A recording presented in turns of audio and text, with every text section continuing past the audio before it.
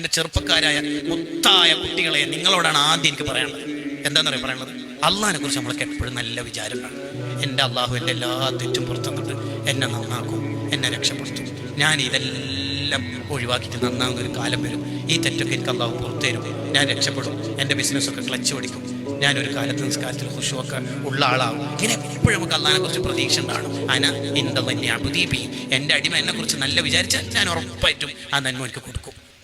ഒരാൾ ഒരു തെറ്റ് ചെയ്തു, അയാൾ തൗബ ചെയ്ത് ആ തെറ്റ് പൊറപ്പിച്ചു, പിന്നെയും അതേ തെറ്റോ വേറെ തെറ്റോ ചെയ്തു. അപ്പോൾ മലക്കൾ അള്ളാഹുവിനോട് ചോദിക്കും, എന്താ ചെയ്യേണ്ടത്? അച്ഛൻ പിന്നെയും അൺബ്ലോക്ക് ചെയ്യുന്ന നമ്പർ അതാ, ബ്ലോക്ക് ചെയ്ത് പിന്നെ ബ്ലോക്ക് ചെയ്തിട്ട് പിന്നെ അൺബ്ലോക്ക് ചെയ്ത്, അല്ലെങ്കിൽ ഹറാമു ചെയ്ത്, അല്ലെങ്കിൽ വീണ്ടും തെറ്റ് ചെയ്തു, എന്താ ചെയ്യേണ്ടത്? വീണ്ടും അയാൾ തെറ്റ് ചെയ്ത് എന്താ ചെയ്യേണ്ടത്? അള്ളാഹു പറയും, എന്നിട്ട് ഇപ്പം എന്താ ചോദിക്കാൻ കാരണം? അതാ പിന്നെയും തൗബ ചെയ്യുന്ന, രണ്ടാമത് തെറ്റ് ചെയ്തിട്ട് റമദാനാകുമ്പോൾ അതാ പിന്നെയും തൗബ ചെയ്ത്, എന്താ ചെയ്യേണ്ടത്? പണ്ട് നമ്മൾ പുറത്തു കൊടുത്തതാണ്, ഏടിൽ നിന്ന് തെറ്റ് മായ്ച്ചതാണ്, പിന്നെയും അതേ തെറ്റിനെ ആവർത്തിച്ചിട്ട് എന്താ ചെയ്യേണ്ടത്? ഇപ്പം തൗബ ചെയ്യുന്നുണ്ട്, പുറത്തു കൊടുക്കണോ വേണ്ടിയോ? അള്ളാഹിക്കും ഇപ്പോഴും മൂപ്പര് എന്നെ അന്നേറ്റ് അംഗീകരിച്ചോണ്ടല്ലേ അപ്പോൾ അവൻ്റെ അടുത്തേക്ക് വരുന്നത്. പുറത്തു കൊടുത്ത മലക്കളെ, ഈ അള്ളാഹിനോട് ഇനിയും നമുക്ക് തെറ്റ് ചെയ്യാൻ തോന്നുന്നുണ്ടെങ്കിൽ നമുക്ക് എന്തോ പ്രശ്നമുണ്ടെന്ന് അർത്ഥം. ചില ചെറുപ്പക്കാരിലെന്തോ വാശിയിൽ തീർക്കുന്നതാണ്. ഫോണിലെല്ലാം കണ്ടിട്ട് എന്തിനാ മോൻ ഇങ്ങനെ കാണുന്നു? നമ്മൾ അള്ളാഹുവിനെ നമ്മൾ സ്നേഹിക്കണം.